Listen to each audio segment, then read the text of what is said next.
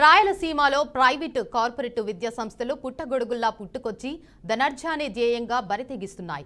రంగురంగుల కరపత్రాలు, అసత్య ప్రకటనలతో ప్రచారం చేస్తూ విద్యార్థుల తల్లిదండ్రులను మభ్యపెడుతున్నారు. అడ్మిషన్ల పేరుతో లక్షలు కాజేస్తున్నారు. ప్రభుత్వ నిబంధనలు పాటించకుండా పై మెరుగులతో మాయ చేస్తున్నాయి. నారాయణ, శ్రీ చైతన్య, రవీంద్ర సహా పలు కార్పొరేట్ విద్యా సంస్థల్లో సరైన మౌలిక సదుపాయాలు కరువయ్యాయి. వసతులు అంతంత మాత్రమే.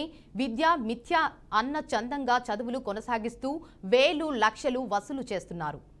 రాయలసీమ ప్రాంతంలో సరైన వర్షాలు లేక విద్యార్థుల తల్లిదండ్రులకు పంటలు పండగ, ఆర్థిక ఇబ్బందుల్లో ఉన్నప్పటికీ కార్పొరేట్ విద్యా వ్యవస్థ దగాకు బలికాక తప్పడం లేదు.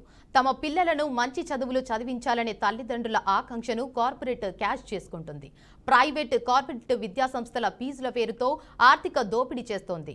వ్యాపార సంస్థలుగా మారి అక్షరాల మాటున లక్షల వ్యాపారం చేసుకుంటున్నారు. పుస్తకాలు, దోబీ ల్యాబ్, క్యాంటీన్, ఏసీ గదులు, వేడి నీళ్ల పేరుతో అన్ని విధాలుగా దోచేస్తున్నారు.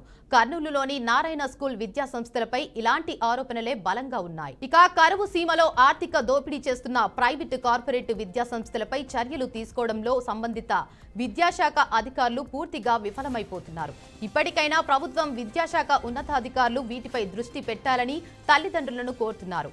డబ్బే పరమావధిగా దోచేస్తున్న విద్యా సంస్థల గుర్తింపులను రద్దు చేయాలని డిమాండ్ చేస్తున్నారు.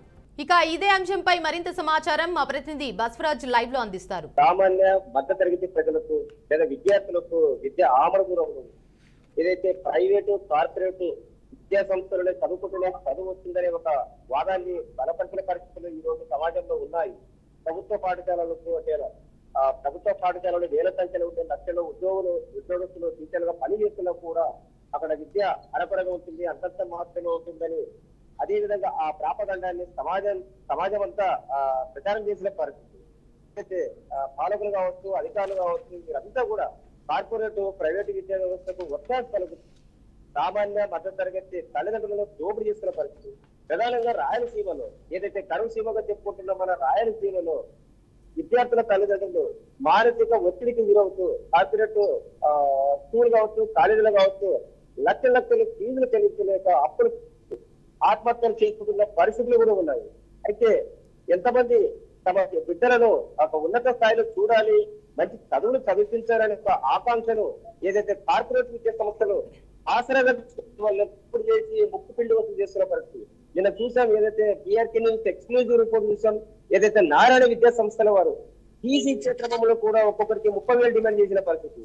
అంటే గతంలో స్కూల్ ఫీజు ఒక విద్యార్థికి లక్ష చెప్పిన 2 లక్షలు కట్టినా కూడా అదనంగా 30,000, 60,000 ఇవ్వండి తీసిన పరిస్థితి. అయితే ఈ శ్రీ చైతన్య, నారాయణ, తదితర కేశవరెడ్డి, రవీంద్ర ఇలా కర్నూలు కేంద్రంగా వందల సంఖ్యలో ఈ పాఠశాలలో వెలిసిన పరిస్థితి. పుట్టగొడుగుల్లో వెలిసిన ఈ పాఠశాలలకు చాలా చోట అనుమతులు కూడా లేవు, ఆటలు ఆడుకోవడానికి మైదానాలు కూడా లేని పరిస్థితి. అదేవిధంగా అరతరవతులకు నాసిరకమైన ఫుడ్ పెట్టి హాస్టల్ పేరుత లేదా చదువులో olympiad, star power, star batch ఇలా రకరకాల పేర్లతో పిట్టి పిండి చేస్తున్న పరిస్థితి.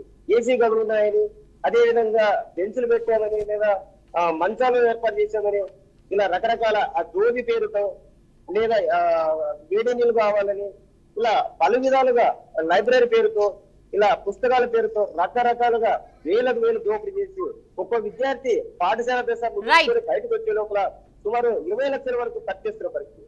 ఇలాంటి పరిస్థితిని ఎవరు అరికట్టేది? పాలకుల లేదా విద్యాశాఖ అధికారుల అనేది ప్రశ్నార్థకంగా మారింది.